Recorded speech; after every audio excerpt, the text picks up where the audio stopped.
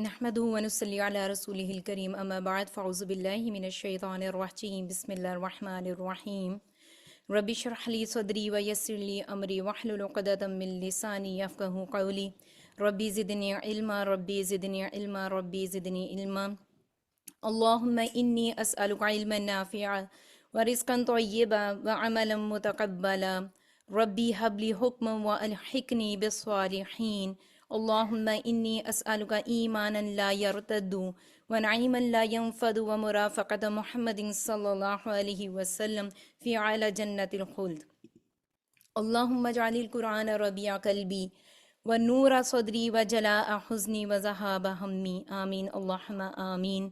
السلام علیکم ورحمۃ اللہ وبرکاتہ. میں امید کرتی ہوں کہ انشاءاللہ آپ سب ایمان اور صحت کی بہترین حالتوں میں ہوں گے.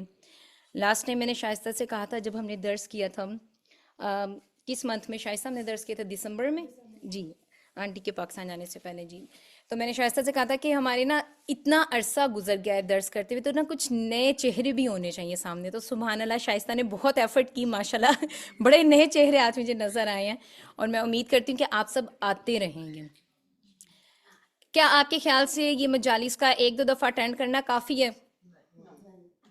اس سے جڑے رہنا بہت زیادہ ضروری ہے اور اسپیشلی اس دور میں جو فتنوں سے بھرپور ہے رائٹ. تو اس میں قرآن کے ساتھ حدیث کے ساتھ دین کے ساتھ جڑے رہنا بہت زیادہ ضروری ہے. یہ جو ہم آج درس سٹارٹ کریں گے اس سے پہلے اپنی نیتوں کی درستگی کرتے ہیں. اور نیتوں کی درستگی کیوں ضروری ہے؟ حضرت حذیفہ رضی اللہ عنہ کہتے ہیں کہ میں نے رسول اللہ صلی اللہ علیہ وآلہ وسلم کو فرماتے ہوئے سنا. بہت توجہ سے سنیے گا، بہت اہم حدیث ہے. اور کیونکہ یہاں پر بیٹھے ہوئے آپ میری نیت کو نہیں جانتے ہیں اور میں ساتھ بیٹھے ہوئے کی نیت کو نہیں جانتی ہوں. مجھے نہیں پتا آپ سب کس نیتوں سے ادھر آئے ہیں. تو لہٰذا چونکہ ہم سب ویدر باہر اتنا یعنی کہ سنو والا بنا ہوا ہے، اتنی ٹھنڈ میں اور اپنے گھروں سے ٹائم نکال کے چھٹی والے دن اپنی فیملی کو چھوڑ کے یہاں پر اکٹھے ہونا اللہ کے لیے، تو بہت ضروری ہے کہ نیتوں کو خالص کر لیا جائے تاکہ یہ وقت، یہ جو 1 گھنٹہ 1.5 گھنٹہ یہاں پر گزرنا ہے، یہ جنت الفردوس میں جانے کے لیے ایک بہترین حجت بن جائے ہم سب کے لیے. ٹھیک ہے، نہ کہ ایسا ہو کہ ہم اللہ کے سامنے حاضر ہوں اور اللہ سبحانہ و تعالیٰ کہے کہ ٹھیک ہے یعنی کہ تمہارا معاملہ تو پورا ہو گیا. ہم کہ اللہ ہم نے تو تیرے لیے قرآن سنا بھی تھا اور سنایا بھی تھا لوگوں کو. تو اگر یہ کہہ دیا گیا کہ تم نے لوگوں کی تعریف پانے کے لیے سنا تھا اور لوگوں کی تعریف پانے کے لیے سنایا تھا، تو وہ تعریف تمہیں دنیا میں مل گئی تھی. تو اگر اس مقصد کے لیے ہم یہاں پر اکٹھے ہوں گے تو یہ مقصد صرف ٹیمپریری ہوگا رائٹ. تو اس لیے نیتوں کی درستگی بہت ضروری ہے. حضرت حذیفہ رضی اللہ عنہ کہتے ہیں کہ میں نے رسول اللہ صلی اللہ علیہ وآلہ وسلم کو فرماتے ہوئے سنا، تم علم کو علماء پر فخر کرنے کے لیے، یعنی کہ کوئی اسکالرز ہیں بہت پڑھے لکھے ہیں اور تم ان کے سامنے بڑا پراؤڈ فیل کروانے کے لیے، مجھے تو بہت سارا آتا ہے ٹھیک ہے اس لیے، یا جو تم سے کم جاننے والے ہیں ان کے ساتھ بحث اور تکرار کرنے کے لیے، یعنی کہ تم ان کو یہ بتاؤ کہ مجھے ہی سارا کچھ آتا ہے، تمہیں تو کچھ بھی نہیں آتا. نمبر 3 یہ، یا لوگوں کو اپنی طرف متوجہ کرنے کے لیے کہ لوگ تمہیں اپریشیٹ کریں، واہ اس کو کتنا اچھا بولنا آتا ہے، اس کو کتنا اچھا یہ کام آتا ہے. ٹھیک ہے، ان کاموں کے لیے علم کو مت سیکھو، جس نے ایسا کیا اس کا ٹھکانہ جہنم ہے. اور یہ واضح بتا دیا گیا، یعنی کہ یہ باتیں ہم تک اس لیے پہنچائی گئی ہیں کہ کل کو جب ہم اللہ کے سامنے جائیں گے نا تو اللہ سبحانہ و تعالیٰ کے سامنے ہم کو ایکسکیوز نہیں کر سکیں گے کہ اچھا مجھے تو یہ نہیں پتا تھا. لہٰذا یہ باتیں ہمیں بتا دی گئیں. لیکن اگر ہم اپنی لاپرواہیوں کی وجہ سے ان باتوں کو نہیں جانتے ہیں تو اس میں ہماری پکڑ ہے، اس میں میرے اللہ کا تو کوئی قصور نہیں. آج صلی اللہ علیہ وسلم نے تو دین کو پورا پہنچا دیا تھا رائٹ، اس میں کوئی ذرہ بر بھی کمی بیشی نہیں کی گئی تھی. تو اس لیے ہم کسی طرح کو کوئی ایکسکیوز نہیں کر سکتے کہ مجھ تک کوئی بات نہیں پہنچی. تو اس لیے اپنی نیتوں کو خالص کریں. یہاں پر آپ لوگ آئی ہیں میری پیاری بہنوں، اپنے گھر کو چھوڑ کے سردی کے موسم میں، یہاں پر ہم ایک دوسرے کو خوش کرنے کے لیے نہیں، ہم صرف اللہ کی رضا کے لیے یہاں پر اکٹھے ہوئے ہیں تاکہ یہ جو 1.5 گھنٹہ آخرت میں ہمارے سامنے کھل کے آئے نا تو یہ خوبصورت پھول اس میں سے نکلیں جب یہ کھل کے آئے، نہ کہ یہ کہ کوئی بدبودار چیزیں نکلیں اور ہمارے اعمال ضائع ہو جائیں. تو یہ وقت بڑا قیمتی ہے، اس لیے اپنے نیتوں کا اخلاص کریں. اس دعا کو سنیں اور ساتھ میں پڑھیں، پھر میں آپ کو اس کا ترجمہ بھی بتاتی ہوں. اور یہ حضرت عمر رضی اللہ عنہ کی دعا تھی جو وہ رو رو کے اللہ سبحانہ و تعالیٰ سے مانگا کرتی تھی. اور حضرت عمر کون تھے؟ جن کے بارے میں کیا فرمایا گیا؟ یس، میرے بعد کوئی نبی ہوتا تو عمر ہوتا. ٹھیک ہے، اب اس دعا کو سنیے گا. اللهم اجعل عملي كله صالحا واجعله لوجهك خالصا ولا تجعل لأحد فيه شيئا. اللهم اجعل عملي كله صالحا واجعله لوجهك خالصا ولا تجعل لأحد فيه شيئا. اللهم اجعل عملي كله صالحا واجعله لوجهك خالصا ولا تجعل لأحد فيه شيئا. اللہم اجعل عملی کلہ صالحا، اے میرے اللہ میرے ہر کام کو اپنے لیے، میرے لیے یعنی کہ میرے ہر کام کو نیک بنا دے. وجعلہ لوجہک خالصا، اور اس کو اپنے چہرے کے لیے خالص کر لے. یعنی کہ میں کوئی نیک کام کر رہی ہوں تو یا اللہ میں تیرا چہرہ پانے کے لیے کر رہی ہوں. اگر میں یہاں پر اکٹھی ہوئے ہیں ہم سب، تو یا اللہ اس کے بدلے ہم سے تیرا چہرہ چاہتے ہیں اور کچھ بھی نہیں چاہتے ہیں. ولا تجعل لأحد فیہ شیئا، اور اس میں کسی ایک کے لیے بھی کوئی حصہ نہ رکھ. تو یہ بہت پیاری دعا ہے. اللہ سبحانہ وتعالی ہم سب کی نیتوں کو خالص کرے. آمین اللہم آمین. چونکہ رمضان کا مہینہ سٹارٹ ہو رہا ہے اور بڑا قیمتی ہے، اور شائستہ نے اس پہ آلریڈی بہت پیاری پیاری باتیں کر دیں. رمضان کا مہینہ ڈیش کا مہینہ ہے، بلینک کا مہینہ ہے. فلنگ دی بلینک کریں اس کو. قرآن کا مہینہ ہے. رمضان کا مہینہ قرآن کا مہینہ ہے. حضرت عبداللہ بن عمر رضی اللہ عنہ سے روایت ہے، وہ کہتے ہیں کہ رسول اللہ صلی اللہ علیہ وآلہ وسلم نے فرمایا الصیام والقرآن یشفعان للعبد، یعنی کہ روزہ اور قرآن بندے کے حق میں کیا کریں گے؟ شفاعت کریں گے. یقول الصیام، روزہ کہے گا اے ربی انی منعتہ الطعام والشہوات بالنہار، کہ اے میرے رب میں نے اس کو دن میں کھانا کھانے سے روکے رکھا، اپنی خواہشات پوری کرنے سے روکے رکھا. تو پھر کیا کر؟ فشفعنی فی، تو پھر جو میری شفاعت ہے وہ اس بندے کے حق میں قبول فرما لیں. رائٹ. وَيَقُولُ الْقُرْآنُ، اور قرآن کہے گا مَنَعْتُهُ النَّوْمُ بِاللَّيْلِ فَشَفِّعْنِي فِي، اے میرے رب میں نے اس کو رات کو سونے سے روکے رکھا، تو کیا کر؟ اس کی جو اس کے حق میں میری شفاعت کو قبول فرما لے. تو پھر کیا اس کے بدلے میں کیا کیا جائے گا؟ وہ خوشخبری بھی سنائے گی. فَيُشَفَّعَانِ، تو پھر ان دونوں کی شفاعت قبول کی جائے گی. اب یہ کون سے روزہ ہے اور یہ کون سا پڑا ہوا قرآن ہے جو شفاعت کرے گا؟ یہ جاننا بہت ضروری ہے. کیونکہ جیسے روزے ہم رکھتے ہیں، اگر میں اپنی بات کروں، کیونکہ ہم کسی کے ایمان کو جھانک کے نہیں دیکھ سکتے نا دلوں میں، کہ کون کس طرح کا روزہ رکھ رہا ہے، کون کس طرح کا قرآن پڑھ رہا ہے. اس لیے کہتے ہیں کہ جب ہم ان مجالس میں اکٹھے ہوتے ہیں جو دین سے جڑی ہوتی ہیں، قرآن حدیث کی ہوتی ہیں، اس میں ہم کسی کی طرف انگلی اٹھانے کے لیے نہیں ہوتے کہ وہ تو ایسے پڑھتی ہے، وہ اپنے آپ کی درستگی کے لیے ہم نے اپنا سیلف انالیسس کرنا ہے. رائٹ.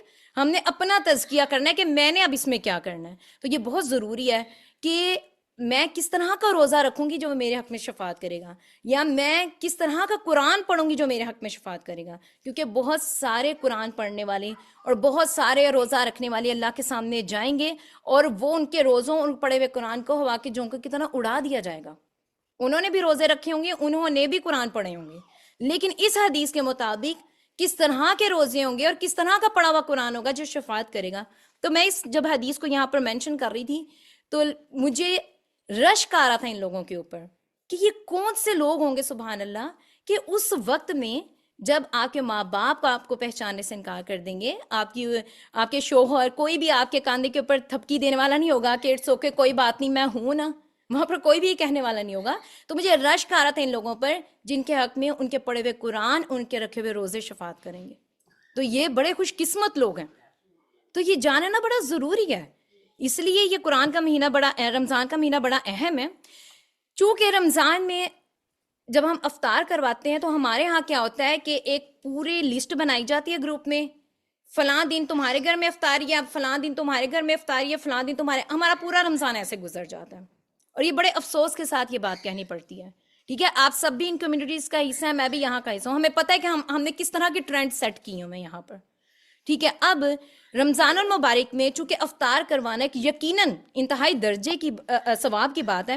آپ صلی اللہ علیہ وسلم نے ارشاد فرمایا کہ جو کسی روزہ دار کو افطار کروائے گا اسے بھی اتنا ہی اجر ملے گا. لیکن معاملہ کہاں پر خراب ہوتا ہے؟ روزہ افطار کروانا تو بہت اچھی بات ہے، لیکن ہم خرابی کہاں پر پیدا کر دیتے ہیں؟ آپ کے خیال سے کہاں پر خرابی پیدا ہوتی ہے؟ میں آپ سے کوشچنز درمیان میں اس لیے کروں گی تاکہ آپ لوگوں کا دھیان میری طرف رہے. آپ جب ہمارا فوکس سارا اس چیز پر ہو جاتا ہے، چونکہ جب ہم افطاریاں کر رہے ہوتے ہیں نا تو ہمارے دماغ میں یہ بات بار بار آتی ہے، شیطان دلاتا ہے کہ لائک دوسرے کو کھانا کھلانا بڑی اچھی چیز ہے، اور اللہ تعالیٰ نے تو کہا ہے کہ میں بندوں کے حقوق معاف نہیں کروں گا، میں تمہارے حقوق اپنے حقوق معاف کر دوں گا. تو کوئی بات نہیں، اگر نماز آج میں نے تراویح تھوڑی شورٹ پڑھ لی یا نماز میں نے شورٹ پڑھ لی، ہماری سارا دن پریپریشن ہماری افطاری میں گزرتی ہے. اور جب نماز کا وقت آتا ہے یا قرآن کا وقت آتا ہے یا تراویح کا وقت آتا ہے، تب ہمیں اتنی جمائیاں آ رہی ہوتی ہیں اور جسم میں اتنی تھکان ہوتی ہے کہ ہم تو نہیں صحیح سے ادا کر سکتے، نہ قیام کر سکتے نہ قرآن پڑھ سکتے ہیں. لیکن یہاں پر تو آیا کہ قرآن تو شفاعت کرے گا، روزہ تو شفاعت کرے گا. تو جب ہم اپنا مرکز سوچ کا اور اپنی محنت کا سارا اس چیز کو بنا لیتے ہیں جس سے ہمارے فرض پر اثر پڑ رہا ہے، تو خرابی وہاں پر پیدا ہوتی ہے. اور سورہ توبہ میں بھی اللہ سبحانہ تعالیٰ نے فرمایا جب کفار مکہ یہ کام کیا کرتے تھے تو ان سے بھی فرمایا گیا کیا تم حاجیوں کو پانی پلانے اور مسجد حرام کی خدمت کرنے کو اس شخص کے برابر سمجھتے ہو جو اللہ پر ایمان لاتا ہے اور اس کی راہ میں جہاد کرتا ہے؟ تو یہ دونوں اللہ کے نزدیک برابر نہیں ہو سکتے. سورہ توبہ آیت نمبر 19 میں اللہ سبحانہ تعالیٰ نے فرمایا. افسوس کے ساتھ یہ کہنا پڑتا ہے ہمارا بھی یہی کام ہے. کبھی سو کال جو ہم عید میلاد النبی مناتے ہیں یا محرم ہوتے ہیں یا رمضان ہوتے ہیں، ہم لوگوں کو کھانے کھلانے پہ اتنا ہمارا فوکس ہوتا ہے کہ ہماری فرض عبادات بالکل زیرو ہو جاتی ہیں. ہمارا نہ نمازوں میں خشوع ہوتا ہے اور نہ ہمارا روزے میں وہ والا فوکس رہتا ہے. بہت ساری بہنیں اپنے گھروں میں افطاریاں اس لیے بھی کرتی ہیں کہ انہوں نے روزہ نہیں اس دن رکھنا ہوتا. لیکن آپ سوچیں جن کو آپ سب بلا رہے ہیں انہوں نے تو روزہ ہی رکھا ہوا نا، لیکن ہم کسی کے گھر بھی جاتے ہیں تو ہماری پریپریشن پہ اتنا فوکس ہوتا ہے، کپڑوں پہ، اچھا لگنے پہ، جوتوں پہ. اور پھر جب اتنی گیدرنگز ہوتی ہیں افطاری کے ٹائم، کوئی افطاری کی دعا نہیں کر رہا ہوتا. دعائیں فل باتیں چل رہی ہوتی ہیں بلکہ سٹاپ کر کے کہنا پڑتا ہے کہ اذان ہو گئی ہے، روزہ کھول لو. تو میری پیاری بہنوں یہ بڑا قیمتی وقت ہے.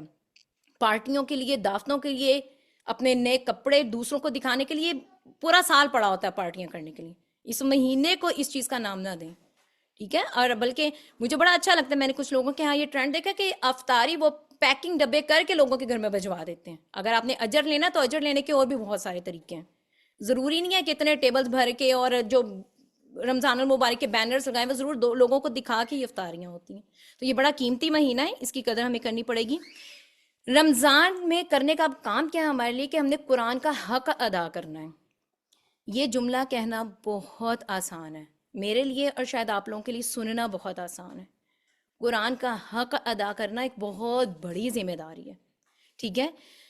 اب سوچنے کی بات یہ ہے کہ قرآن کا حق ادا کرنا ہے، لیکن مجھے قرآن کی عظمت کا نہیں پتا.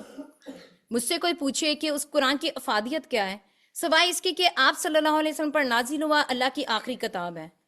اس کے بعد مجھے سوچنا پڑے گا کہ اب میں کیا بولوں دوسرے کو بتانے کے لیے، دوسرے کو قرآن سے انسپائر کروانے کے لیے. میں قرآن کے بارے میں کیا بتاؤں گی؟ آپ کیا بتائیں گے؟ آپ میں سے کوئی بتائے. آپ سے اگر کوئی پوچھے کہ قرآن کی عظمت، اس کی افادیت، یعنی کہ آپ قرآن کا حق ادا کریں گے رمضان میں، تو آپ کے خیال سے کیا بات ہے؟ تدبر. یس، تدبر کیا جائے گا اس کے اندر. اوکے، تدبر کیسے کیا جائے گا؟ جب تک آپ کو میننگ کے ساتھ آپ قرآن نہیں پڑھیں گے نا، آپ پہ اثر نہیں آتا. Very good. اور اس کے بعد تفسیر، اس کے بعد اور زیادہ آپ کو موٹیویٹ کرے گا. Very good. سورہ صاد میں اللہ سبحانہ تعالیٰ نے فرمایا كتاب أنزلناه إليك مبارك ليدبروا آياته وليتذكر أولو الألباب. یہ قرآن ایک بابرکت کتاب ہے، برکت والی کتاب ہے جو ہم نے تمہاری طرف نازل کی. آپ صلی اللہ علیہ وسلم سے کہا جا رہا ہے کس لیے نازل کی گئی. اس آیت میں مقصد بتایا گیا کس لیے نازل کی گئی، تاکہ لوگ اس کی آیتوں میں تدبر کریں، جنہوں نے بھی بولا غور و فکر کریں، رائٹ. اور عقل مند ہی نصیحت حاصل کیا کرتے ہیں. آپ لوگوں نے کبھی غور و فکر کرنے کی کوشش کی قرآن عقل مند کس کو کہہ رہا ہے؟ کیا ڈیفینیشن ہے قرآن میں عقل مند کی؟ جو اللہ کی نازل کردہ کتاب پہ غور و فکر کرتے ہیں. ہم نے اپنی زندگیوں میں عقل مند کس کو بنایا ہوا ہے؟ جس نے اتنا پیسہ کمایا اور جس کے پاس آج برانڈڈ کار ہے, بڑے بڑے گھر ہیں, رائٹ, بڑا عقل مند ہے, اس کو پتا ہے بزنس کو کیسے رن کرنا ہے, اسے پتا ہے پیسہ کیسے کمانا ہے. ہماری ڈیفینیشنز ایکچولی بڑی ڈفرینٹ ہو گئی ہوئی ہیں. جو اسلام نے, قرآن نے ڈیفینیشنز بتائی ہیں وہ یہ نہیں ہے. قرآن عقل مند اس کو کہہ رہا ہے جو قرآن میں تدبر کرتا ہے اور اسے نصیحت پکڑتا ہے. لیکن مسئلہ یہ, ہم تو قرآن سے جڑے ہوئے لوگوں کو بڑا بیچارہ سمجھتے ہیں. ان کے پاس اور کوئی کام نہیں ہے تو وہ بس قرآن کی باتیں کرتے رہتے ہیں. ان کو کوئی اور علم کے بارے میں پتہ نہیں ہے تو بس قرآن کی باتیں کرتے رہتے ہیں. لیکن قرآن تو ان کو عقل مند کہہ رہا ہے میری پیاری بہنوں. کتاب یو تھنک تو قرآن کو پڑھنا ہے, چاہے تھوڑا تھوڑا پڑھیں, کسی کو بتانے کی ضرورت نہیں ہے آپ کو, نہ کہ کوئی آپ سے پوچھتا ہے کہ آپ نے قرآن کتنے قرآن ختم کیے رمضان میں, 10 کیے, 3 کیے, 2 کیے, 1 کیے, کسی نے آپ سے نہیں پوچھا. لہٰذا آپ لوگوں کو بھی کسی کو بتانے کی ضرورت نہیں ہے. ڈیلی تھوڑا تھوڑا پڑھیں لیکن سمجھ کے پڑھیں اور ہر آیت پہ رکیں, کیونکہ یہ اللہ کا کلام ہے اور اس کا ایک ایک حرف ہمارے لیے نازل کیا گیا. اب ایک ایک آیت پر رکیں اور اپنی ذات سے پوچھیں کہ یہ آیت جو میں نے بھی پڑھی ہے یہ مجھ سے کیا چاہ رہی ہے, یہ میرے لیے نازل کی نا اللہ نے, اور یہ میری زندگی سے مجھ سے کیا چاہ رہی ہے یہ آیت. اس طریقے سے قرآن کا حق ادا کیا جائے گا, ٹھیک ہے.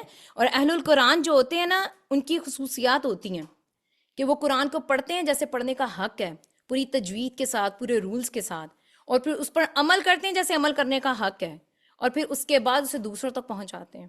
تو یہ سارے سٹیپس کو ہمیں کرنا پڑتا ہے. تو لہٰذا قرآن کا جو حق ہے, جو قرآن کے حق کی میں بات کر رہی ہوں, وہ علم سے شروع ہوتا ہے. اب جب علم سے تو ابھی شروع ہوا, لیکن ہمارے ساتھ مسئلہ ہے کہ ہم علم پر ختم کر دیتے ہیں, تو ہمارا وہ سفر ادھورا رہ جاتا ہے. قرآن کا حق تب ادا ہوتا ہے جب یہ علم سے شروع ہوتا ہے اور عمل تک جاتا ہے, رائٹ. تو رمضان وہ ایک سنہری موقع ہے جہاں قرآن میرے اور آپ سب کے ہاتھوں میں بھی ہوگا اور دل کے دروازے بھی کھلے ہوں گے. کیوں؟ کیونکہ ہماری جسمانی فیڈ کم ہوتی ہے, رائٹ, تو ہماری روحانی فیڈ بڑی ہوتی ہے. ٹھیک ہے, ہم اپنے جسم کو بھوکا رکھ رہے ہیں نا اس ٹائم پہ, تو جسمانی خواہشات خود بخود دب جاتی ہیں. جب ہم بہت زیادہ کھاتے ہیں تو نیند آتی ہے نا, تو انسان یارننگ بھی کرتا ہے اور کہتا ہے بس سو جاؤ. لیکن اگر ہمارا پیٹ خالی رہتا ہے تو نیند نہیں آتی, ہم ایکٹیو رہتے ہیں, رائٹ. تو یہ رمضان ایک بڑا پیارا مہینہ ہے جس میں ہم اپنی روح کو فیڈ کرتے ہیں. تو روح کو ہم قرآن کے ذریعے ہی کیوں فیڈ کرتے ہیں؟ ہمارا جسم کیسے؟ کیونکہ قرآن جو ہے نا, جس سے پڑھ کے جو ہمیں وہ جو ہے نا روحانی سکون ملتا ہے نا, وہ ہمارے اندر کی ساری فیلنگ جو ہے. جی, بہت اچھا جواب ہے آنٹی کا. لیکن قرآن کو ہم اپنی روح کو قرآن کے ساتھ اس لیے فیڈ کرتے ہیں کہ ہماری روح اوپر سے آئی ہے اور قرآن بھی اوپر سے نازل کیا گیا. ہم اپنے جسم, ہمارا جسم اس مٹی سے بنا ہے اور اس مٹی سے نکلی ہوئی خوراک ہی اس جسم کی خوراک ہے. تو یہ اللہ سبحانہ و تعالیٰ نے ایک بڑی اچھی چین بنائی ہے جس کو ہمیں انڈرسٹینڈ کرنے کی ضرورت ہے. تو رمضان ایک بڑا پیارا مہینہ ہے جس میں ہم اپنی روح کو بڑے اچھے طریقے سے فیڈ کر سکتے ہیں اور اس کا حق ادا کر سکتے ہیں انشاءاللہ. شاید کر نہیں سکتے لیکن تھوڑی بہت کوشش ضرور کر سکتے ہیں. تو میری دعا ہے کہ اللہ سبحانہ و تعالیٰ ہم سب کو قرآن کو جاننے, سمجھنے اور اس کے مطابق اپنی زندگیاں جینے کی توفیق عطا فرمائے, آمین اللہم آمین.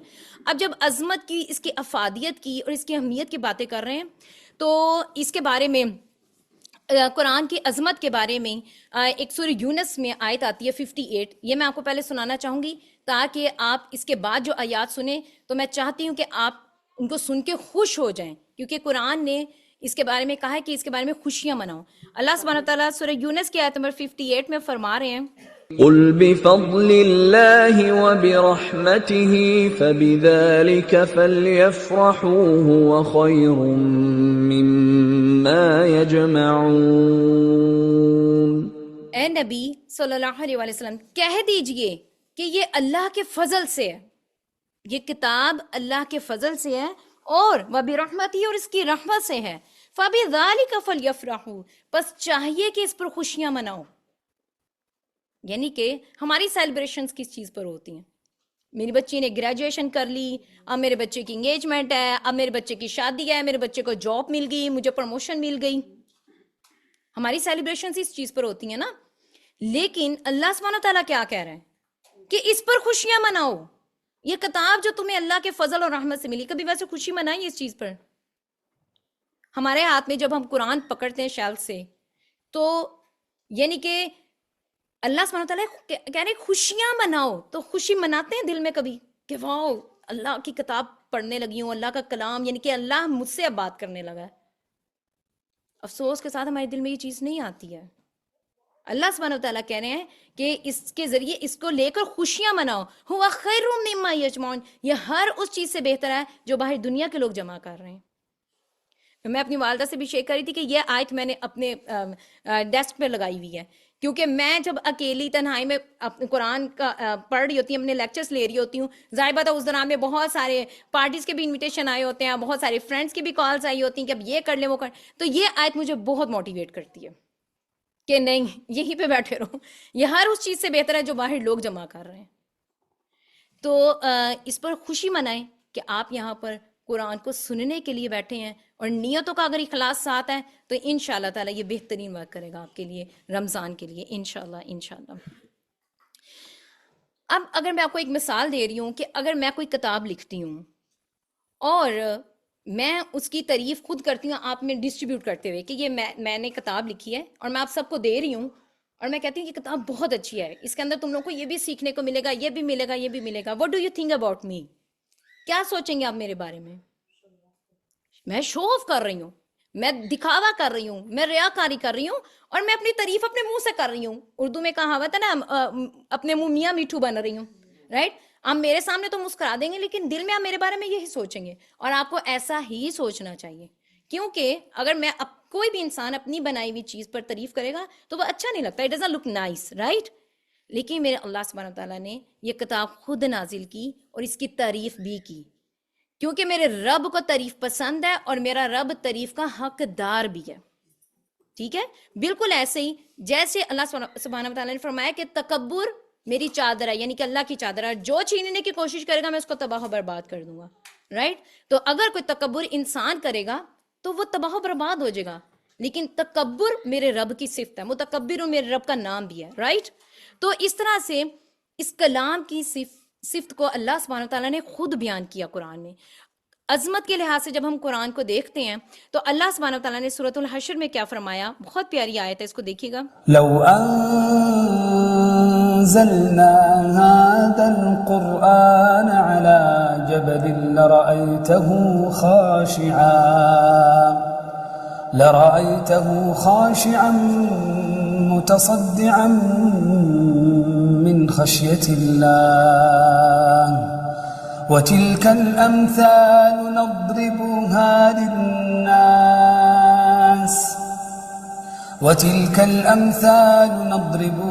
للناس لعلهم يتفكرون. قرآن کی عظمت کو بیان کیا جا رہا ہے میری پیاری بہنوں، کہ قرآن کو اگر یہ قرآن ہم کسی پہاڑ پر نازل کر دیتے تو تم ضرور دیکھتے اس کو کہ وہ ریزہ ریزہ ہو جاتا، رائٹ؟ کس وجہ سے ریزہ ریزہ ہو جاتا؟ من خشیت اللہ، اللہ کے خوف سے، اللہ کے ڈر سے. اور یہ مسئلے لوگوں کے لیے ہم بیان کرتے ہیں، کیوں؟ لعلہم یتفکرون، تاکہ وہ غور و فکر کریں. اگر یہ پہاڑ پر نازل ہوتا تو وہ ریزہ ریزہ ہو جاتا، لیکن ہوا کیا کہ یہ قرآن انسان پر نازل ہوا. اب جب میں آپ کو مثال دے رہی تھی کہ اگر میں کوئی کتاب اپنی لکھی ہوئی آپ کو بدھوں، یا آپ کسی بھی رائٹر کی کتاب کو پڑھتے ہیں تو اس سے آپ کے مائنڈ میں سب سے پہلے کس کے بارے میں آتا ہے؟ اس رائٹر کی سوچ کے بارے میں آئے گا کہ اس نے یہ کتاب بڑی اچھی لکھی ہے، وہ اس کا بیک گراؤنڈ کیا ہے اور وہ کس سوچ کا مالک ہے جس نے یہ کتاب لکھی ہے. لیکن یہ قرآن جب آپ پڑھ رہے ہوتے ہیں رمضان میں تو کبھی غور کیا کہ آپ کا اللہ پھر ہم سے کیا چاہ رہا ہے؟ ہم اس میں غور کرتے ہیں؟ بولیں یس اور نو میں بولیں. ہم نہیں غور کر پاتے ہیں کیونکہ ہمارا فوکس صرف سپارے کو ختم کرنے پہ ہوتا ہے، اور جلدی جلدی نماز پڑھی، سورہ یاسین پڑھی، پورا ایک سپارہ پڑھا، اور ہمیں پتہ ہی نہیں ہوتا کہاں پر دوزخ کا ذکر آ رہا ہے، کہاں پر جنت کا ذکر آ رہا ہے، کہاں پر احکامات آ رہے تھے، کہاں پر چگلی کرنے سے منع کیا گیا. ہمیں کچھ پتہ نہیں ہوتا، ہم بس اس کی دوڑ لگا رہے ہیں.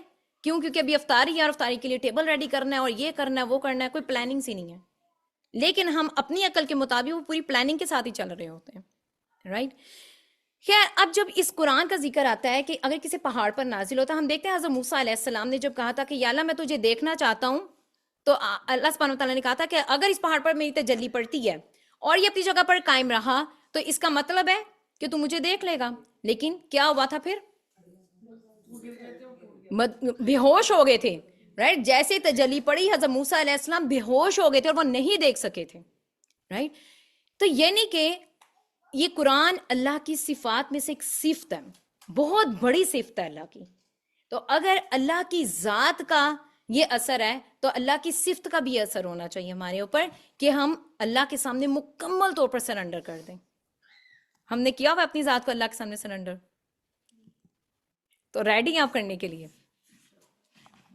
کتنا مشکل لگتا ہے نا. اس میں ہم موقع کرتے ہوئے کتنا ڈرتے ہیں کہ اگر اللہ کے سامنے سرنڈر کیا تو بہت ساری چیزوں کو ہمیں نو بولنا پڑے گا، اور ہمیں تو ان سے بڑا پیار ہے، رائٹ. تو اللہ سبحانہ و تعالیٰ کہتے ہیں اور پھر لوگ کیا کہیں گے؟ تو قرآن میں آتا ہے کہ یہ لوگوں سے ایسے ڈرتے ہیں جیسے ان کو رب سے ڈرنا چاہیے، حالانکہ اللہ زیادہ حقدار ہے کہ اس سے ڈرا جائے. خیر، تو قرآن اللہ کی صفت ہے، جو اللہ کی ذات کی تجلی کا اثر ہے وہی اللہ کی صفت کا ہماری ذات کے اوپر ہونا چاہیے. یہاں پر اللہ کی عظمت کی ایک بات میں نے کی، تو ضروری نہیں ہے کہ جو چیز بہت بڑی ہوتی ہے وہ فائدہ مند ہی ہو. تو میں سوچی تھی اس کی ایگزامپل ادھر لکھتے ہوئے، کون سی چیز ہے جو نیو یارک میں بہت بڑی ہے، ہمارے فائدے کی نہیں ہے؟ یس، اس کا آپ کو کوئی فائدہ ہے؟ کتنا بڑا وہ؟ تو ضروری نہیں کوئی چیز بہت بڑی ہو تو اس کا فائدہ بھی ہو. لیکن یہاں پر اس آیت میں قرآن کی عظمت کی بات آئی تھی، رائٹ. اب آگے آتا ہے سورہ یونس میں، ہم دیکھتے ہیں اللہ سبحانہ وتعالیٰ قرآن کو کیسے بیان کر رہے ہیں. اور یہ آیات میں آپ کے سامنے اس لیے بیان کر رہی ہوں میری پیاری بہنوں کیونکہ رمضان میں آپ نے ماشاءاللہ سے ایک کے بعد دوسرا قرآن ختم کرنا ہے. تو آپ کو پتہ ہونا چاہیے کہ جو قرآن ختم کرنے جا رہے ہیں وہ کیا چاہتا ہے آپ سے، اور اس کا کس طرح سے حق ہے کہ اس کو ختم کیا جائے. يا أيها الناس قد جاءتكم موعظة من ربكم وشفاء لما في الصدور وهدى ورحمة للمؤمنين.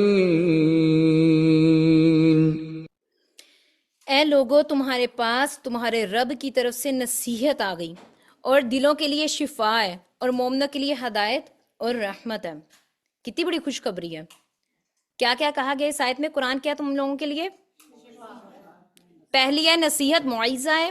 دوسرا ہے شفاء لما فی الصدور، جو کچھ دلوں میں ہے، کینہ ہے، بغض ہے، حسد ہے، لالچ ہے، کوئی بھی بری عادت ہے، کسی کی چگلی کرنے کی عادت ہے، کچھ بھی ہے دلوں میں، ان کے لیے شفا ہے. اور پھر تیسرا کیا ہے؟ ہدایت ہے. اور پھر چوتھا کیا ہے؟ مومنوں کے لیے رحمت ہے. اچھا، جب ہم دیکھتے ہیں کہ یہ قرآن تمہارے رب کی طرف سے نصیحت ہے تو جو لوگ اس نصیحت کو قبول کر لیتے ہیں، اب جیسے میں نے پوچھا تھا کیا آپ لوگ ریڈی ہیں اللہ کے سامنے سرنڈر کرنے کے لیے، تو ہم تھوڑے سے سوچ میں پڑے، رائٹ. لیکن جو اس نصیحت کو فوراً قبول کر لیتے ہیں نا تو ان کے دل نرم پڑ جاتے ہیں. جب اگر آپ میں سے ماشاءاللہ یہاں پر بہت سارے لوگوں کو اپنے گھروں میں پودے لگانے کی خواہش ہے نا، جب ہم پودا لگاتے ہیں اپنے گھر میں اس سے پہلے مٹی کو کیا کرتے ہو آپ لوگ؟ نرم کرتے ہیں، سافٹ کرتے ہیں، رائٹ. تو پھر کیونکہ اس کے اندر بیج اچھے سے گرو کرتا ہے. جب ہم اس چیز کے لیے ریڈی ہو جاتے ہیں نا کہ میں نے اللہ کے سامنے سرنڈر کرنا ہے تو پھر دل نرم ہو جاتے ہیں. وہ جب پھر دل نرم ہوتے ہیں نا تو پھر یہ قرآن کی باتیں اس بیج کی طرح بڑے اچھے سے گرو کرتی ہیں اندر، رائٹ. پھر اس کے بعد تیسرا سٹیپ آتا ہے، پھر یہ قرآن بنتا ہے ہدایت آپ لوگوں کے لیے. پھر یہ آپ کو بتاتا ہے کہ اب کس پارٹی میں جانا چاہیے، کس میں نہیں جانا چاہیے، کس کو دوست بنانا چاہیے اور کس کو نہیں بنانا چاہیے. پھر یہ آپ کو کھرے اور کھوٹے کی پہچان بتا دیتا ہے، اچھے اور برے کی تمیز سکھا دیتا ہے. لیکن اگر ہم سب سے پہلے والے سٹیپ پر واپس جائیں اور یہ نصیحت کو قبول ہی نہیں کریں گے تو یہ تیسرے سٹیپ پر کیسے آئیں گے؟ ہمیں کھرے کھوٹے کی کیسے تمیز آئے گی؟ ہم تو ساری زندگی بہت سارے ایسے دوستوں کے ساتھ گزار دیتے ہیں، ہمیں پتہ ہی نہیں چلتا کہ ہماری زندگیاں کیسے بری طرح سے خراب ہو جاتی ہیں. تو ہم یہاں پر جس کمیونٹیز میں ہم لوگ ہیں، اللہ سبحانہ تعالیٰ نے اگر ہمیں اس چیز کی ہدایت دی ہے تو ہمارے بچوں کے لیے ایک بہت اچھی اپرچونٹی ہونی چاہیے، ہم ان کو سکھا سکیں کہ تم لوگوں کے لیے بہترین لوگ کون سے کون سے نہیں. کیوں یہ میں بات کیوں کہہ رہی ہوں؟ حدیث بتائیں اس سے ریلیٹڈ، بڑی ایک اہم حدیث ہے. انسان اپنے بلینک کے دین پر ہوتا ہے، دوست کے دین پر ہوتا ہے. یہ بہت بڑی بات ہے میری پیاری بہنوں. انسان اپنے دوست کے دین پر ہوتا ہے، کیونکہ ہم اپنے دوستوں کے سامنے یہاں پر یہ نہیں آیا کہ انسان اپنے بہن بھائی کے دین پر ہوتا ہے، انسان اپنے ماں باپ کے دین پر ہوتا ہے. یہ کیوں نہیں کہا آپ صلی اللہ علیہ وسلم نے؟ کیونکہ ہم اپنے ماں باپ اور بہن بھائیوں سے زیادہ وقت اپنے دوستوں کے ساتھ سپینڈ کرتے ہیں. آپ لوگ اپنی فیملیز کو چھوڑ آئے ہوئے ہیں پیچھے، یہاں پر آپ کن کے ساتھ کمیونٹیز میں ٹائم سپینڈ کر رہے ہیں؟ اپنے دوستوں کے ساتھ ٹائم سپینڈ کر رہے ہیں. اس لیے دوستی پر اسلام نے بہت زیادہ زور دیا ہے. قرآن میں آتا ہے کہ جب اپنے دوست کو دیکھیں گے نا جس نے اس کو دین سے دور رکھا ہوگا، تو وہ کہے گا کہ کوئی چونٹی کی طرح چھوٹا سا ہو جائے اور میں اس کو اپنے پاؤں کے نیچے مسل کے رکھ دوں، کہے گا کہ کاش یا اللہ میں نے اس کو اپنا دوست نہ بنایا ہوتا. لیکن وہ حسرتیں اور وہ پچھتاوے پھر وہیں کہیں ہوں گے بس. رائٹ؟ آج ہمیں وہ دوست بڑے اچھے لگتے ہیں نا جو ہمارے پاس بیٹھ کے برانڈڈ کپڑوں کی باتیں کرتے ہیں، جوتوں کی، پارٹیز کی، گیدرنگز کی، جس کے گھر میں بہت بڑی بڑی پارٹیز ہوتی ہیں، اور جتنی بڑی بڑی ہوتی ہیں وہ زیادہ انسپائرنگ ہوتا ہے ہمارے لیے. رائٹ؟ تو لیکن اسلام نے ان چیزوں کو پسند نہیں کیا. میں اس ٹاپک پر نہیں جاؤں گی تاکہ ہم اس چیز سے ہٹ نہ جائیں. خیر، جب ہدایت ملتی ہے تو پھر ہمیں قرآن بتاتا ہے کہ ہم نے کس راستے پر جانا ہے اور کس پر نہیں جانا، اور کس سے ملنا اور کس سے نہیں ملنا. اب جب ہمیں اچھے برے کی تمیز آ جاتی ہے نا، پھر چوتھا سٹیپ آتا ہے، پھر قرآن ہمارے لیے رحمت بن جاتا ہے مومنوں کے لیے. آپ سب چاہتے ہیں اللہ کی رحمت، ہم بڑے دعا مانگتے ہیں نا کہ یا حی یا قیوم برحمتک استغیث، اللہ میں تیری رحمت کی امیدوار ہوں. تو اللہ تعالیٰ کی رحمت اب آ کے ملتی ہے، اس سے پہلے آپ کو چکی سے گزرنا پڑے گا. رائٹ؟ آگے قرآن کی اہمیت اللہ سبحانہ وتعالیٰ ہمیں بتا رہے ہیں سورہ رحمان میں. جو پہلی 4 آیات ہیں وہ سنیے گا. الرحمن علم القرآن خلق الإنسان علمه البيان. اللہ سبحانہ وتعالیٰ یہاں پر کہہ رہے ہیں الرحمن. آپ لوگوں نے کبھی سوچا کہ یہاں پر اللہ نے اتنے سارے اللہ کے نام تھے، اللہ تعالیٰ نے الرحمن ہی کیوں چوز کیا؟ آپ کے خیال سے کیا آتا ہے؟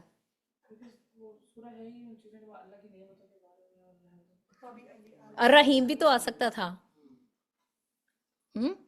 الرحمن اللہ تعالیٰ کا وہ نام ہے جس کے اندر رحمت جو ہے نا وہ ٹھاٹھے مارتے سمندر کی طرح ہے، ہر وقت ہے، لگاتار ہے اور بے شمار ہے. اس لیے اللہ سبحانہ وتعالیٰ نے یہاں پر الرحمن یوز کیا. لیکن اللہ نے جب یہ اپنی ٹاپ کی جو صفت ہے وہ بیان کی، اس کے بعد کیا بیان کیا؟ علم القرآن، جس نے قرآن سکھایا. لیکن اللہ سبحانہ وتعالیٰ نے تو ہمیں اور بھی بہت کچھ سکھایا. یعنی کہ اب اگر کوئی ڈاکٹر ہے تو اس کو بہت کچھ سکھایا اللہ نے، اگر کوئی انجینئر ہے اللہ نے اسے بہت کچھ سکھایا، اگر کوئی گھر عورت پہ بھی ایک عورت گھر میں رہتی ہے تو اللہ نے اسے بہت کچھ سکھایا تو اپنے پورے خاندان کو لے کے چل رہی ہے. لیکن یہاں پر قرآن کا ذکر کیوں آ رہا ہے؟ کیونکہ وہ سب سے بہترین کتاب ہے. رائٹ؟ اس کے بعد اللہ کہہ رہے ہیں خلق الانسان، جس نے انسان کو پیدا کیا. لیکن اللہ تعالیٰ نے اور بہت ساری چیزیں پیدا کی ہیں، یہاں پر انسان کا ذکر کیوں آ رہا ہے؟ کیونکہ سب سے بہتر تخلیق یہ ہے، یعنی کہ یہ ساری بہترین چیزوں کا ذکر آ رہا ہے. رائٹ؟ اس کے بعد اللہ کہہ رہے ہیں علمہ البیان، جس نے بیان کرنا سکھایا تمہیں.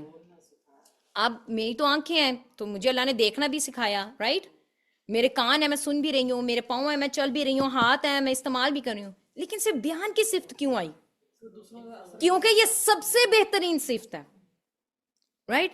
تو یہاں پر مقصد یہ ہے میری پیاری بہنوں کہ جب ہم اکٹھے ہوں تو اگر اللہ نے آپ کو بولنا بہترین طریقے سے سکھا دیا ہے تو اس کا حق ہے کہ اس کو قرآن کے لیے لگا دو، اس کو قرآن کے لیے بولنے والا بنا دو. لیکن ہمارے ہاں کیا ہوتا ہے کہ اگر کوئی قرآن کی کوئی بات کرنے لگے تو ہم کہتے ہیں جی یہ تو شادی بیاہ کا موقع ہے، کیا ہو گیا تم اس میں بھی قرآن کو لے کے بیٹھ گئی ہو؟ رائٹ؟ یہ کیا میرے بچے کی سال گرا ہے، تم کیا اس میں بھی قرآن کو لے کر بیٹھ گئی ہو؟ کتنے فور گرانٹیڈ ہیں ہم اس مسئلے کے بارے میں. یعنی کہ سبحان اللہ، ہم قرآن کو کیا سمجھتے ہیں.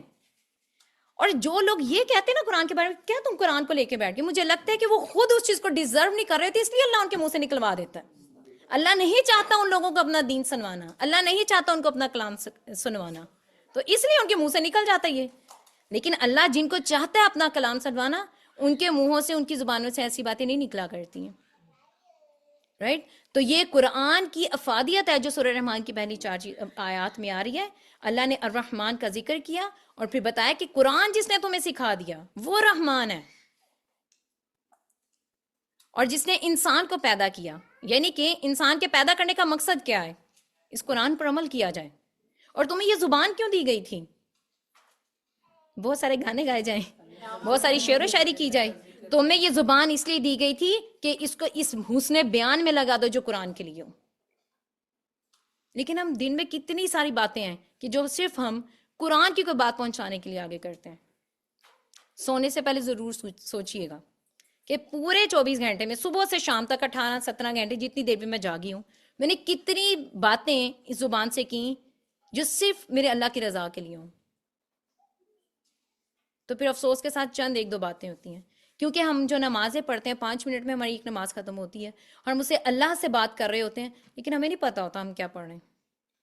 الحمدللہ کہتے ہوئے میں اتنی یوننگ آتی ہے، الصراط المستقیم، تیری جمائی لمبی آتی ہے، اس پر کبھی غور کیجیے گا کہ آپ کو اس پر کیوں جمائی آ رہی ہے. اس میں تو آپ کہہ رہے ہیں اہدنا الصراط المستقیم، مجھے سیدھا راستہ نکال، وہاں پر اتنی یوننگ کر رہے ہیں. میری ایک بچی مجھے آ کے کہتی ہے کہ مجھے ایک چیز چاہیے، اور مجھے بہت ریکویسٹ کرتی ہے اور رو رو کے کہہ رہی ہے، اور مجھے یہ بھی کہہ رہی ہے کہ میں آپ کی چیز کو، آپ کی بات کو فالو کروں گی، ماما مجھے دلا دو. اور ایک بچی آ کے وہی چیز مجھے کہہ رہی ہے، ماما بس ٹھیک ہے مجھے دلا دو، اور یوننگ بھی کر رہی ہے. میں کس کی بات توجہ سے سنوں گی؟ پہلی والی کی، کیونکہ وہ زیادہ تابع داری سے اور زیادہ ہمبل ہو کے کر رہی ہے. تو اگر میری پیاری بہنوں، آپ لوگ، ایک بہن ہے وہ اہدنا الصراط المستقیم میں رو رو کے کہہ رہی ہے، اہدنا الصراط المستقیم، وہ رو ہی جا رہی ہے اس پر. اور اگر آپ اہدنا الصراط المستقیم پہ جمائیاں لے رہے ہیں تو اللہ ہدایت کس کو دے گا، کس کو دکھائے گا سیدھا راستہ؟ اور پھر ہم کیا کہتے ہیں، یا اللہ نماز بھی پڑھ لی، دعائیں بھی مانگ لی، پوری نہیں ہو رہی. ہم بلیم گیم کھیلتے ہیں اپنے اللہ کے ساتھ. بلیم گیم کس نے کھیلی تھی؟ شیطان نے کھیلی تھی. تو اللہ کو نمازیں ایسی چاہیے جس کے اندر خشوع ہو، جس کے اندر ہمیں پتا ہو کہ ہم اللہ سے بات کیا کر رہے ہیں. تو بولنے کی صلاحیت کو اللہ کے لیے استعمال کرنا ہے. آگے قرآن کو ایک نصیحت کہا گیا، اس کو ہم دیکھتے ہیں سورہ عبسہ میں اللہ سبحانہ وتعالیٰ کیا كلا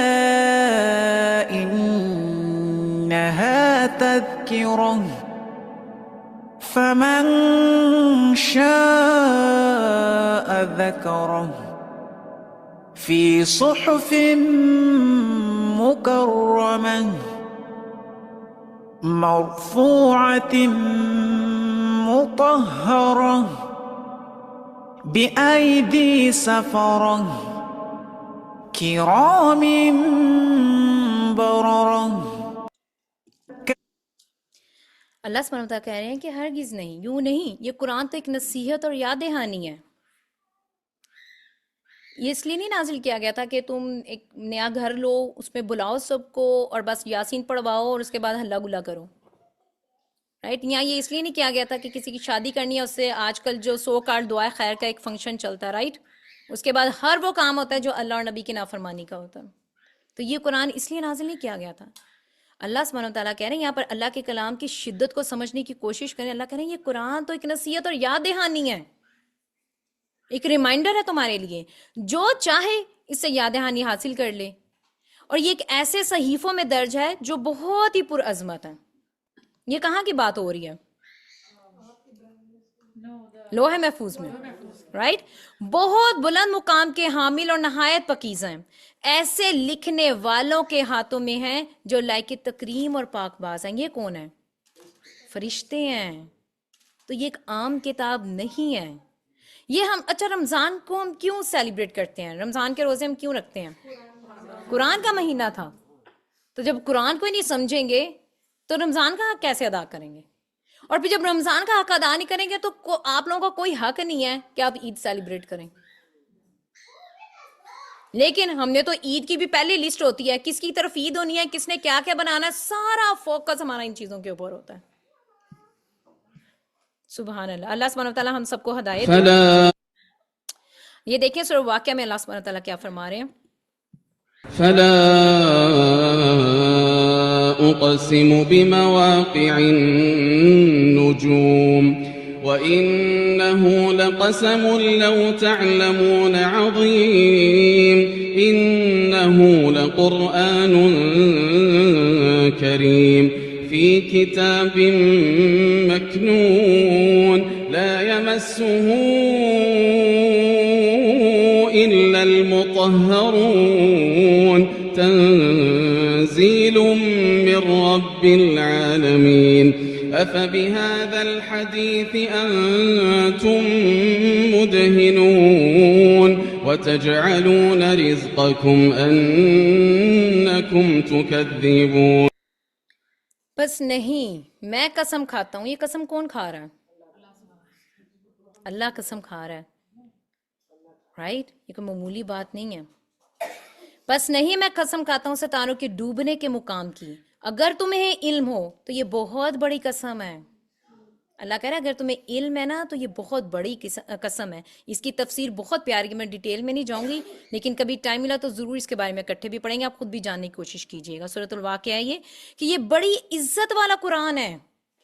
اللہ سبحانہ وتعالیٰ قسم کھا کے کہہ رہا ہے اگر مجھے اپنی دوست کو اپنی کسی بات پر یقین دلانا ہوگا تو میں کیا کروں گی؟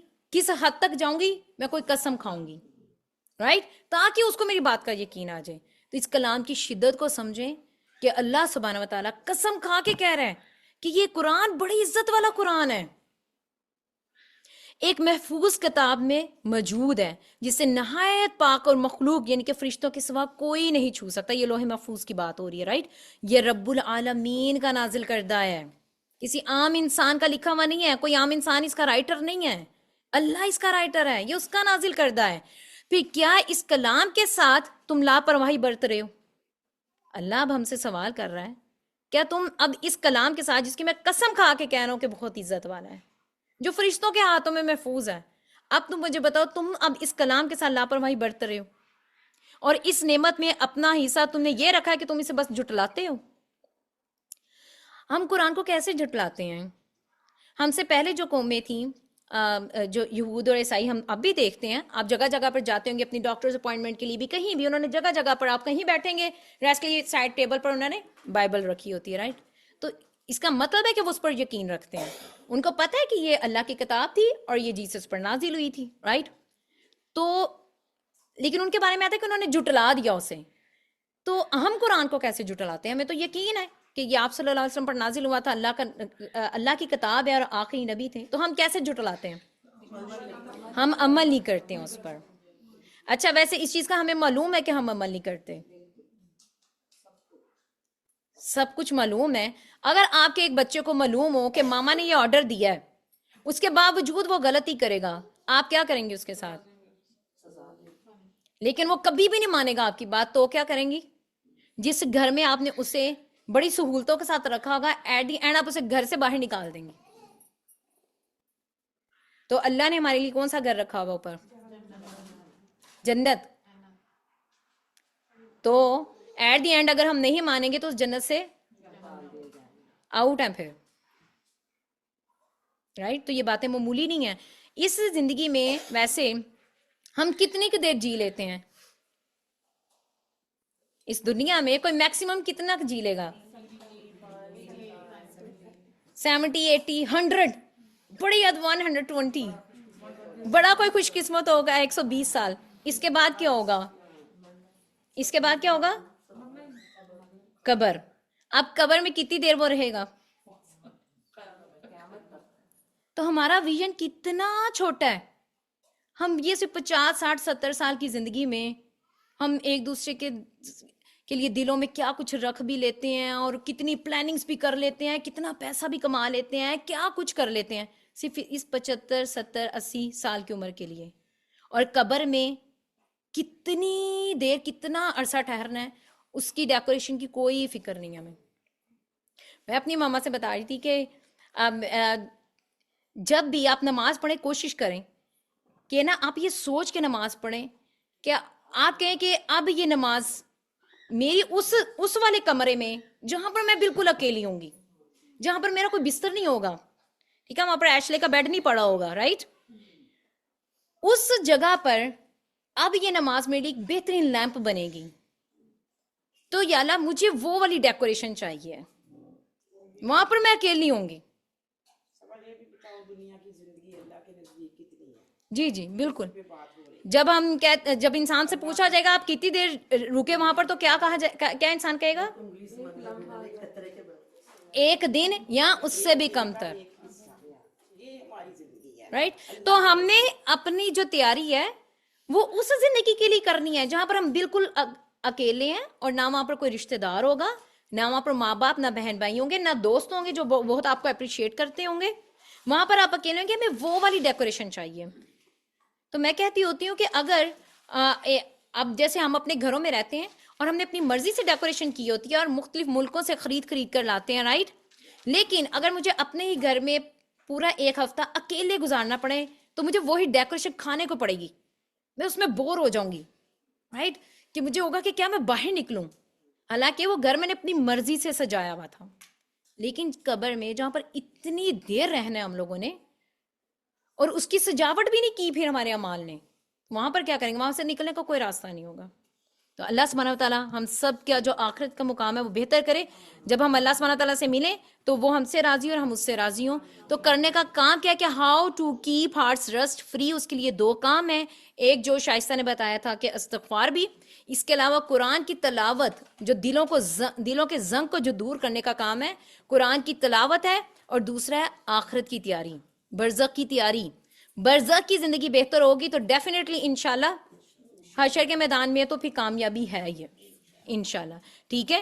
اس کے بارے میں یہ بات میں اس لیے کہنی کیونکہ کبھی کبھی ہماری زندگیوں میں ہمارے ارد گرد ہم ان لوگوں کے ساتھ رہ رہے ہوتے ہیں, ان لوگوں کی وجہ سے, ان کی کمپنی کی وجہ سے ہمارے دلوں میں زنگ لگ جاتے ہیں.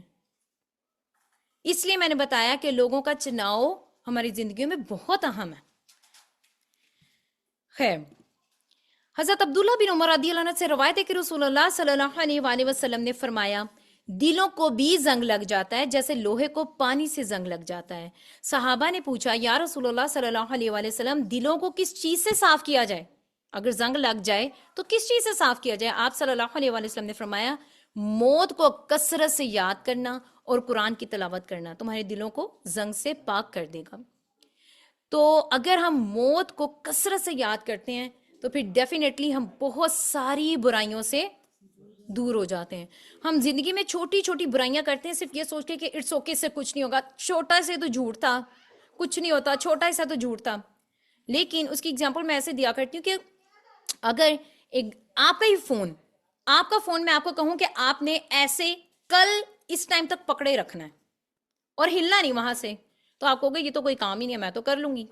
لیکن 1-1.5 گھنٹے کے بعد آپ کا بازو حرکت کرنا چھوڑ دے گا, آپ کے مسلس سارے کھینچے جائیں گے, آپ کہیں گے کیا میں ایک ہی جگہ پہ اس فون کو لے کے کھڑی ہوں, حالانکہ وہ بہت چھوٹی سی چیز تھی.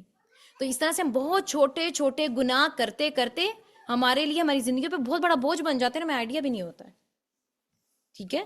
تو قرآن کے ساتھ وقت گزارنا وہ بالکل ایسے کہ یہ بیسٹ آپ کی جو نا وہ فزیکل تھراپی ہے. کیسے ڈاکٹر صاحب بتائیں, قرآن کیسے ہمارے لیے بیسٹ فزیکل تھراپی ہو سکتا ہے؟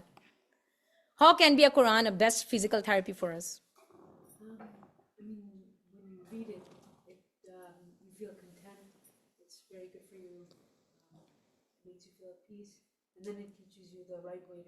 Okay, very good. قرآن کی تلاوت ویسے بھی ہماری دل کی دھڑکن کو بھی متوازن رکھتی ہے, رائٹ, ہمارے اعصاب کو بھی سکون دیتی ہے, اور پھر ہمارے جسم کی بھی ایک خوراک, روح کی بھی ایک خوراک ہے, رائٹ. اس کے علاوہ ایک بیسٹ مینٹل تھراپی ہے.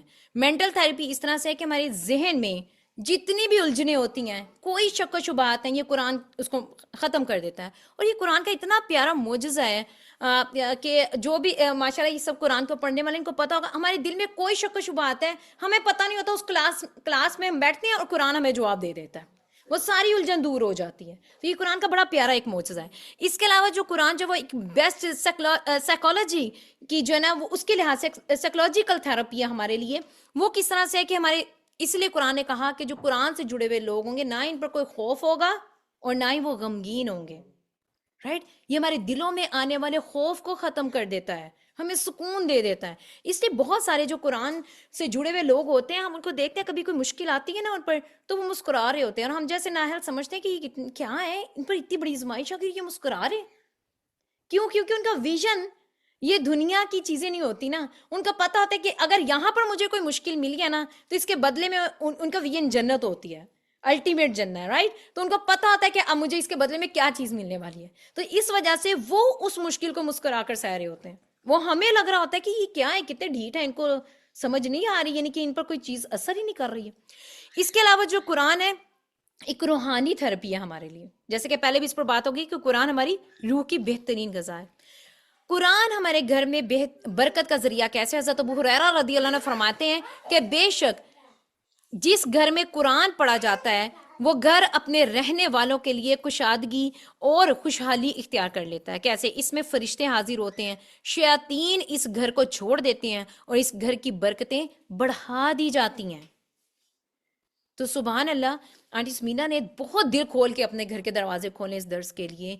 شائستہ نے, فریدہ نے, اللہ سبحانہ وتعالیٰ ان لوگوں کی زندگیوں میں, ان کی رزق میں اور ان کی عمر میں, ان کی خوشیوں میں ڈھیروں ڈھیر برکتیں ڈالے.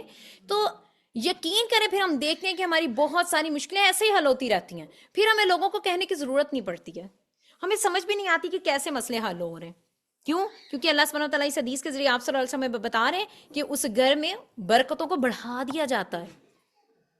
لیکن ہم تو بڑے گھر جب لے لیتے ہیں پھر ہمیں ٹینشن ہوتی, کوئی آئے گا اس کا بچہ فلاں چیز کو چھڑے گا, میری فلاں چیز ٹوٹ جائے گی. تو ہم نے گھر تو بڑے بنا لیے لیکن ہم دلوں کو بڑا نہیں کر سکیں. تو ہمارے دلوں کی وسعت بھی بہت ضروری ہے گھروں کی وسعت کے ساتھ. قرآن کی تلاوت آپ سب کے لیے ایک بہترین صدقہ بن سکتی ہے. اور وہ کیسے ہے؟ حضرت عقبہ بن عامر جہنی رضی اللہ عنہ سے روایت ہے, وہ کہتے ہیں رسول اللہ صلی اللہ علیہ وآلہ وسلم نے فرمایا, جو شخص بلند آواز سے قرآن پڑھتا ہے وہ اس شخص کی طرح جو اعلانیہ صدقہ کرتا ہے, اور جو شخص آہستہ آواز سے قرآن کی تلاوت کرنے والا ہے وہ ایسے ہے جو اس شخص کی طرح جو چپکے چپکے صدقہ کرتا ہے. تو سبحان اللہ, اس قرآن سے کون سا فائدہ جو ہمیں نہیں مل رہا. یعنی کہ ہم یہ بھی نہیں کہہ سکتے کہ میرے پاس تو بڑے کوئی مختصر سے پیسے ہیں اور میں کیا کسی کو چیریٹی میں دوں, کیا کروں. قرآن تو ہر لحاظ سے ہماری ہیلپ کر رہا ہے, ہر لحاظ سے. یعنی کہ قرآن پڑھنے کے بعد, اس کو سمجھنے کے بعد اندازہ آتا ہے کہ اللہ واقعی ہم سے بہت محبت کرتا ہے, اور اللہ واقعی ہی چاہتا ہے کہ ہم جنت میں چلے جائیں اور ہم اس کا چہرہ پا لیں. اللہ یہ چاہتا ہے. اب یہ ہماری چاہتوں پر ہے کہ ہم نے اپنی چاہتیں کون سی بنا لی ہوئی ہیں اور ہماری چاہت کون سی ہونی چاہیے. اللہ سبحانہ تعالیٰ سے دعا ہے کہ اس قرآن کا ہم بہترین حق ادا کر سکیں اس رمضان میں, اور یہ رمضان ہم سب کی زندگیوں کا ایک بہترین رمضان بن جائے. دوبارہ سے میں ریمائنڈر دے رہی ہوں, اس قرآن کو پڑھیں, چاہے تھوڑا تھوڑا پڑھیں, اس کو سمجھیں, ہر آیت کے بعد سوچیں کہ یہ آیت مجھ سے کیا چاہ رہی ہے. تو شاید کوئی ایک لفظ ایسا آ جائے جو آپ کی زندگیوں کو بدل دے. اور ضرور اپنے فرینڈس کے ساتھ بھی ملیں, اپنے سوشل بھی انسان کو ہونا چاہیے, لیکن اس سوشل لائف میں اتنا سوشل نہیں ہو جانا کہ ہم اپنے قرآن کو بہت پیچھے چھوڑ دیں. پارٹی تو ہم ہر ہفتے کے ہفتے کر سکتے ہیں, لیکن درس بڑی مشکل سے, رائٹ, مہینے 2 مہینے بعد ہوتا ہے. تو اپنا جو زندگیوں میں جو ترجیحات ہیں ان کو بدلیں اور اپنی ترجیح اس قرآن کو بنائیں. آنٹی سمینا نے یہ ٹرینڈ سیٹ کیا درس کا, تو آپ سب اس ٹرینڈ کو مزید گرو کریں, کیونکہ اکیلا ایک انسان کچھ نہیں کر سکتا, اکیلی ادھر شائستہ کچھ نہیں کر سکتی, میں تو بہت دور سے آتی ہوں, رائٹ. تو یہ سب چیز آپ لوگوں کے دلوں میں بھی پیدا ہونی چاہیے کہ میرے گھر کو بھی فرشتے گھیریں, رائٹ, میرے گھر میں بھی رحمت ہونی چاہیے. اور جو بھی یہاں پر اکٹھے ہو رہے ہیں ماشاءاللہ سے, ابھی آپ ماشاءاللہ بہت سارا کھانا کھاؤ گے, بہت ساری چیزیں ہیں, تو یہ شاید آپ اس سے بہتر کھانا اپنے گھر میں کھا لیتے, رائٹ. تو یہاں پر ان چیزوں کی کمی تو کسی کو بھی نہیں اللہ سبحانہ وتعالیٰ نے دی ہوئی کہ ہم کہیں کہ یہاں پر کوئی اس چیز کے لیے اکٹھا ہوا ہے یا فلاں چیز کے لیے. تو کھانا پینا یہ ہر چیز تو شاید آپ اپنے گھر میں مزید بہتر بھی کر سکتے ہیں, لیکن یہاں پر جو اکٹھے ہونے کا مقصد ہے وہ قرآن کو سیکھنا ہے. اور جن کمیونٹیز میں, جس نان مسلم کنٹری میں ہم رہ رہے ہیں, یہ نہ سوچیں کہ اللہ سبحانہ وتعالیٰ نے, ہم اللہ کے بڑے لاڈلے تھے, اس نے اٹھا کے پاکستان, انڈیا, بنگلہ دیش سے اٹھا کے ہمیں یہاں پر پھینک دیا, باقی خاندان والے تو بھگت رہے ہیں وہاں پر زندگیاں. یہ آپ سب کے لیے بہت بڑی آزمائش ہے. جس کو اللہ نہیں دیتا تو شاید اس کے لیے معافی ہو جائے, لیکن جس کو اللہ نے نواز دیا ہے تو اس کے لیے بہت بڑی آزمائش بن گئی ہے کہ آپ اپنی زندگیوں کو، آپ اپنے پیسے کو، آپ اپنی برانڈڈ کاروں کو کس سفر میں استعمال کر رہے ہیں، کس مقصد کے لیے استعمال کر رہے ہیں. تو اللہ سبحانہ وتعالیٰ سے دعا ہے کہ ہماری زندگیوں کو، ہماری اولادوں کو، ہمارے پیسے کو، ہماری قابلیتوں کو، ہماری کوششوں کو، ہماری ہر چیز کو اللہ سبحانہ وتعالیٰ اس دین کی خدمت کے لیے چن لے، ہماری نیتوں کو خالص کر لے اللہ سبحانہ وتعالیٰ اس چیز کے لیے. اور جب ہم اللہ کے سامنے جائیں تو جو یہ 1.5 گھنٹہ ہم نے آپس میں سپینڈ کیا ہے، اللہ سبحانہ وتعالیٰ ہمیں کہے کہ تم سب کا یہ وقت قبول کر لیا گیا تھا اور تم سب کے لیے جنت کے دروازے کھلے ہیں، جاؤ اور خوشیاں مناؤ انشاءاللہ. آمین اللہم آمین. یہاں پر ہم بہت تھوڑی دیر کے لیے اس سفر میں ایک دوسرے کے ساتھی ہوتے ہیں. اللہ سبحانہ وتعالیٰ ہمیں جنت الفردوس کہیں گے ایک دوسرے کا ساتھی بنا دیں، جس میں ہمیشہ رہیں گے، جس میں کوئی تھکاوٹ نہیں ہوگی، جس میں پیار اور امن ہوگا، کوئی کسی سے جیلسی فیل نہیں کرے گا، کوئی کسی سے نہیں لڑے گا اور کوئی کسی کے بارے میں برا نہیں سوچے گا انشاءاللہ. آمین اللہم آمین. سبحانک اللہم و بحمدک، اشہد ان لا الہ الا انت، استغفرک و اتوب الیک.